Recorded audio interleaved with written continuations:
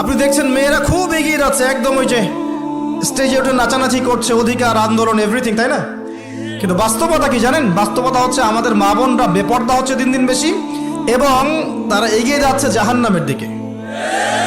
আর নবীজি বলেছেন এই কথাই, শেষ জামানায় এক শ্রেণী নারী বের হবে, নিসাউন, মহিলা, ক্যাসিয়াতুন, যারা কাপড় পরে থাকবে, আরিয়াতুন, তারপরেও নগ্ন হবে, কাপড় পরেও নগ্ন থাকবে, এবং তারা অন্যকে আকৃষ্ট করবে, যে সিডিউসড করবে, এবং অন্যের দিকেও আকৃষ্ট হবে, মানে নিজেও সিডিউস হবে। কে যিনি মায়ের গর্ভে পুত্র সন্তান দান করে? কে যিনি আকাশ থেকে বৃষ্টি বর্ষণ করে? কে যিনি রাতকে দিনে রূপান্তরিত করে? কে যিনি মায়ের গর্ভে পুত্র ও কন্যা উভয় দান করে? কে যিনি মানুষকে মুশকিল থেকে উদ্ধার করে? প্রশংসা কার? আলহামদুলিল্লাহ। সে আল্লাহ বলে, গোলাম আমার অস্তিত্ব অনুভব করার জন্য তোমাকে ডজন ডজন বই পড়া লাগবে না, ডক্টরের ডিগ্রি লাগবে না। তুমি আমার সৃষ্টি করা এই বসুন্ধরার দিকে তাকাও, এই গাছপালা নেয়ামত রাজির দিকে নজর বুলিয়ে তাকাও।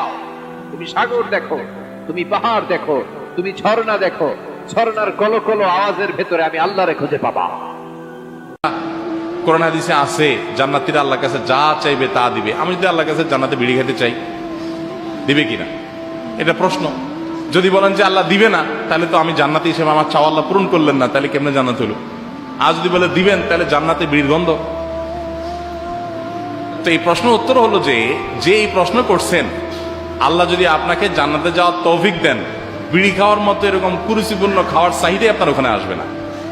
আপনি এখন দুনিয়া বৈশা চিন্তা করতেছেন ওখানে আমি এটা চাইবো আর কি, ওখানে গেলে আসলে আপনার এটা ডিমান্ড থাকবে না, এমন ভালো ভালো খাবার সেখানে থাকবে। ভুল করেছো, তওবা করো, মাফ করবে কে?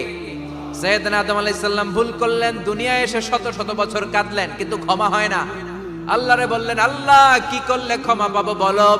ফাতালাক্কা আদামু মির রাব্বিহি কালিমাতিন ফাতাবা আলাইহি। আল্লাহ বললেন, ও আদম, তোমারে কিছু কালেমা শিখায় দেই, এই কালেমাগুলো দিয়ে আমার কাছে দোয়া করো, ক্ষমা করে দেব।